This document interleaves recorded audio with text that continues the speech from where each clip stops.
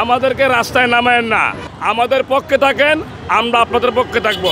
আমরা সরকারকে VAT tax দিয়ে ব্যবসা করতে চাই। সরকারকে অবশ্যই আমরা ভ্যাট দেব, একটা নির্দিষ্ট পরিমাণে সহনশীলভাবে আমরা ট্যাক্স ভ্যাট চাই। আমরা জনগণ জানি কি দেশ চালায় সরকার, কিন্তু সরকার চালায় কি? সরকার চালায় জনগণ। জনগণের টাকায় সরকার স্বাবলম্বী হয়। তো যেই এনআরবি পদ্ধতি চালু করতে চাচ্ছে, এটা কিন্তু বহির্বিশ্বের অন্য কোনো দেশে আছে কিনা আমার জানা নেই। যদি এইরকম একটা পরিস্থিতি আমাদের দেশে হয় এই মুহূর্তে, এটা অনেক হুমকি কারণ হয়ে দাঁড়াবে জনগণের জন্য প্লাস সরকারের জন্য। এটা আমরা ট্যাক্স দিব, সেই ট্যাক্সটা হতে হবে সামঞ্জস্যী এবং আমাদের সাথে আলাপ করে। এই সরকার আমাদের বাইরে না, আমরাও সরকারের বাইরে না, আমরা সরকারের রুলস এবং সংবিধান সব মানি, আমরা সরকারের পক্ষে। আমি একটা কথাই বলতে চাই, তোয়েব সাহেব, আপনি তো ইতিমধ্যে ইউরোপের সিটিজেনশিপ, আমরা কিন্তু ইউরোপের সিটিজেনশিপ না, আমরা এই দেশের নাগরিক, আমরা এই দেশের লোকাল।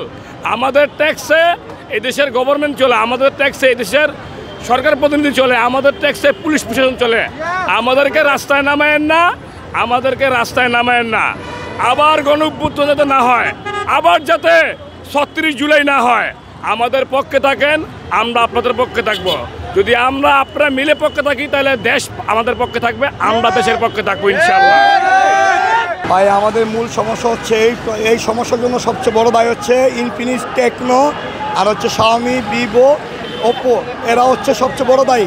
এরা একটা সিন্ডিকেট তৈরি করতেছে। সিন্ডিকেট তৈরি করে যারা আমাদের এই আইফোন ব্যবসায়ী, যারা আমরা ব্যাটারি দিয়ে ব্যবসা করতে চাই, বিদেশ থেকে যারা মোবাইল আনি, তাদের মোবাইল নিতে চায় না ভাই। তাদের মোবাইল অতি শীঘ্রই নষ্ট হয়ে যায়। এমনকি তারা সার্ভিস কেয়ারে গেলে তারা বলে যে এরকম কোনো সার্ভিস সেন্টার আমাদের নাই। আমরা সার্ভিস কেয়ারে সুন্দর মতো কাস্টমার হয়রানি হয়, 7 দিন 8 দিন সময় লাগে। আর আমাদের কাছে গেলে আমরা ইনস্ট্যান্ট তাদেরকে কাজ করে দিই। এটা হচ্ছে আমাদের বক্তব্য ভাই। আরেকটা কথা হলো, এই সিন্ডিকেটের কারণে আমাদের প্রায় 20 লাখ লোকের পুরো পেটের লাথি পড়তেছে। এটা সবচেয়ে বড় কথা। আর এই কোম্পানি টেকনো, ইনফিনিক্স, এরা কাস্টমারকে কিস্তি হিসেবে মোবাইল বিক্রি করে। কিস্তি হিসেবে মোবাইল বিক্রি করে তাদের চেয়ে অধিক মুনাফা আদায় করতেছে। যেমন হচ্ছে একটা সেটের দাম হচ্ছে 12,000 টাকা, তারা নিচ্ছে হলে 20,000 টাকা। একটা সেটের দাম হচ্ছে 20,000 টাকা, তারা নিচ্ছে 25,000 টাকা। এই কিস্তি সিস্টেম করে তারা প্রত্যেকটা গ্রাহককে আকর্ষণ করতেছে। এমনকি তারা প্রত্যেকটা মানুষকে প্রায় 10 থেকে 15,000 টাকা প্রতি মাসে তারা হাতিয়ে নিতেছে। এটা হলো আমার বক্তব্য। এই সিন্ডিকেটের কালো হাত আমরা ভেঙে দিতে চাই, গুড়িয়ে দিতে চাই।